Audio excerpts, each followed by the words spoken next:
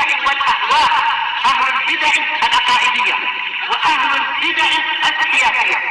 نقول بيننا وبينكم السلف، بيننا وبينكم الكتب، كان فيقول البدع بيننا وبينكم. بسم الله الرحمن الرحيم.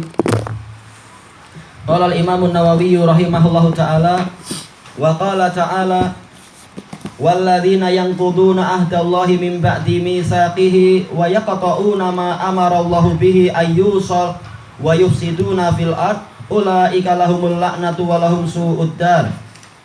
Dan orang-orang yang membatalkan perjanjian dengan Allah Ta'ala. Ahdallah ini adalah idhafatul masdar ilal maf'ul bih, mereka yang berjanji kepada Allah. Mim ba'di mitsaqih, setelah Allah Ta'ala mengokohkan perjanjian tadi. Ini adalah masdar mimi, yaitu apa? Telah dikokohkan dan mereka telah bersumpah itu. Wa yaqta'una ma amarallahu bih, dan mereka memutuskan apa yang Allah perintahkan untuk apa? Ayyusal, untuk disambung. Wa yufsiduna fil ard, dan mereka membuat kerusakan di bumi. Ulaika lahumul la'nah, maka mereka itulah orang-orang yang akan mendapatkan kutukan. Walahum su'uddar, dan mereka akan mendapatkan apa itu? Negeri yang buruk, kesudahan yang jelek. Baik. Ayat ini disebutkan oleh para mufassirin seperti siapa itu? Imam Ibnu Katsir, demikian pula Imam As-Sa'di, demikian pula yaitu siapa? Imam Muhammad bin Amin As-Shinqiti rahimahullahu taala. Muhammad Amin As-Shinqiti ini tafsir dari apa? Ayat sebelumnya yang di pembahasan kita ini, yaitu apa? Surat Muhammad itu. Ayat ini tafsir dari apa? Ayat sebelumnya. Fahal asaitum in tawallaitum an tufsidu fil ardi wa tuqatti'u arhamakum ulaika alladziina la'anahumullah fa asammahum wa a'ma absarahum. Jadi ayat ini satu sama lain saling menafsirkan. Sehingga apa? Tafsir ayat ini sama dengan tafsir ayat itu. Baik. Cuma apa? Ada beberapa perkara yang ditambahkan di sini, yaitu apa? Siapa orang-orang yang mendapatkan negeri yang buruk, yang layak untuk mendapatkan laknat? Yang pertama disebutkan untuk yang ayat ini adalah apa? Orang-orang yang membatalkan perjanjian dengan Allah Ta'ala.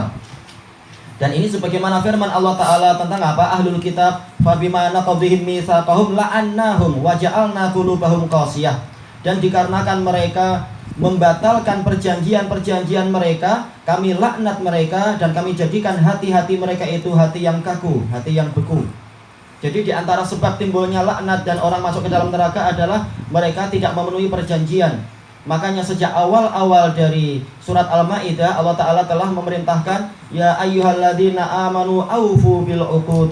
Wahai orang-orang yang beriman, tunaikanlah akad-akad kalian.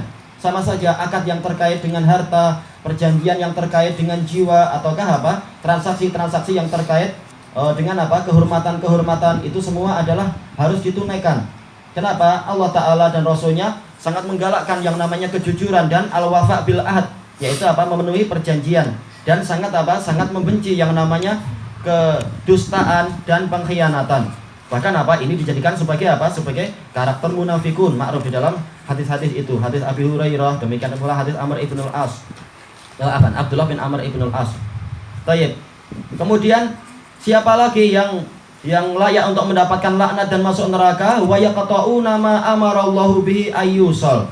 Dan mereka memutuskan perkara yang Allah Ta'ala perintahkan untuk disambung, yaitu apa? Kekerabatan, sebagaimana disebutkan di dalam ayat yang sebelumnya disebutkan Nawawi tadi itu.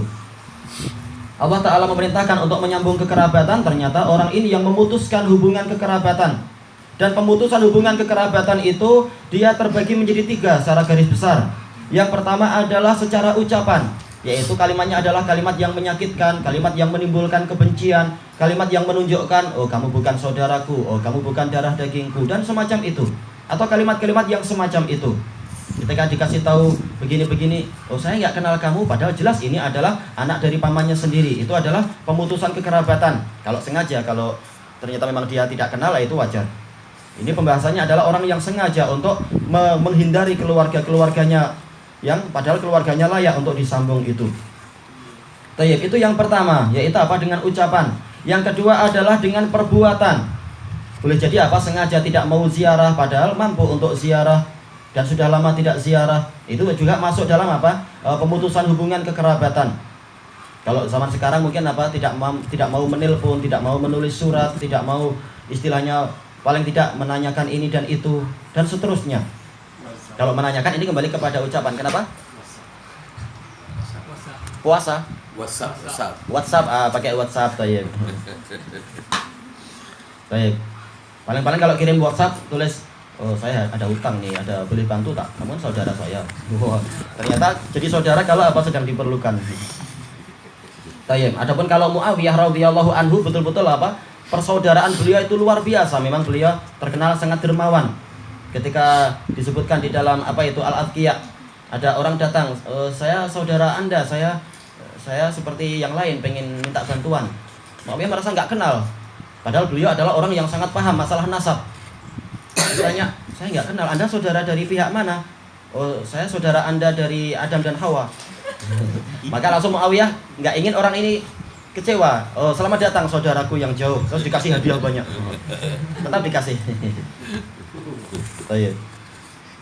Nah, kemudian yang ketiga adalah dengan apa? Yang ketiga adalah yaitu dengan amwal, yaitu dia tidak mau ngasih hadiah padahal saudaranya memerlukan. Ketika saudaranya mengalami eksiden sehingga perlu membayar, yaitu diat istilahnya, ternyata dia tidak mau ikut membayar diat, padahal ini adalah apa itu kewajiban satu kabilah. Kalau ada satu yang mengalami itu, maka apa? Seluruh kabilah harus membantu.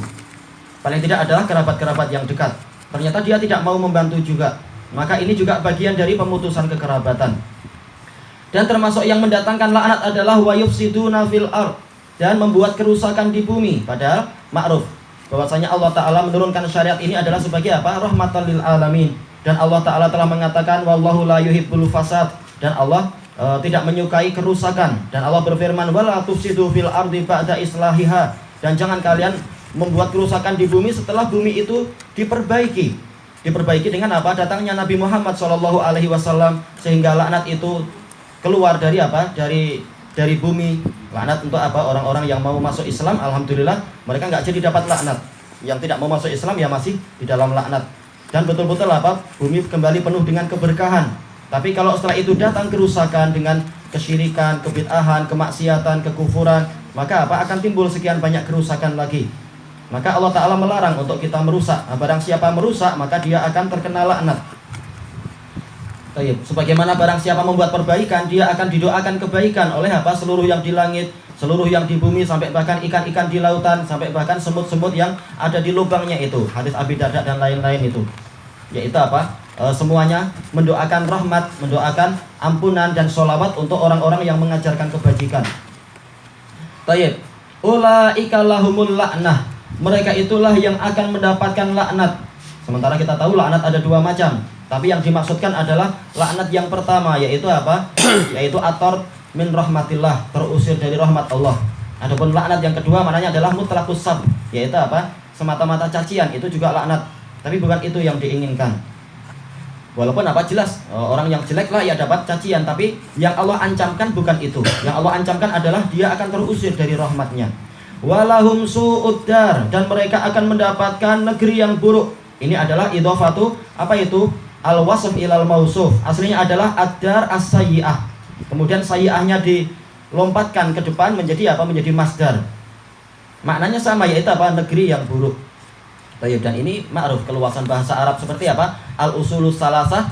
Kemudian apa? Salasahnya dinaikkan ke depan jadi salah satu usul. Polanya seperti itu. Jadi di sini ada kabar yang menakutkan untuk orang-orang yang melakukan perkara-perkara yang Allah sebutkan tadi, bahwasanya mereka akan terhalangi dari masuk surga. Kenapa? Karena surga itu adalah sebagaimana firman Allah Ta'ala kepada surga, yaitu hadis muttafaqun alaih dari Abi Hurairah. Allah Ta'ala berfirman kepada surga, anti rahmati arhamu biki man asya'u min ibadi.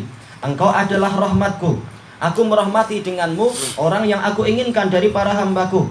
Maka orang-orang yang dapat laknat tadi, maka dia akan jauh dari rahmat, maka dia tidak akan masuk ke dalam surga. Makanya di dalam hadis yang diriwayatkan oleh Imam Al-Bukhari di dalam Al-Adabul Mufrad itu, Al-Adabul Mufrad, dan satunya lagi kitab apa itu namanya, Khalqu Af'alil Ibad, dari hadis Abdullah bin Unais, Rasulullah SAW menyebutkan firman Allah Ta'ala dalam hadis qudsi, Anal Malik Anad Dayyan la yahillu li ahadin min ahlil jannah an yadkhulal jannah wa alaihi matlamatun inda ahlin nar. Aku adalah raja, Aku adalah yang maha menegakkan pembalasan. Tidak halal bagi satu orang pun penduduk surga untuk masuk ke dalam surga sementara dia masih memiliki kezaliman, hutang kezaliman kepada penduduk neraka. Walaupun orangnya penduduk neraka, tapi kalau dia waktu di dunia dizalimi, dia berhak untuk menuntut. Maka yang dituntut itu dia belum diizinkan masuk surga walaupun dia adalah ahlul jannah. Harus diselesaikan dulu. Maka bagaimana dengan orang yang rajin membuat kezaliman di muka bumi, membuat kerusakan, membuat kezaliman kepada sanak kerabat? Maka jelas dia lebih layak lagi untuk apa? Terancam dengan neraka. Sebagaimana nanti hadis-hadisnya akan disebutkan oleh Imam An-Nawawi terkait dengan masalah hukuman orang-orang yang memutuskan kekerabatan tadi. Tayyib ilahuna wallahu a'lam.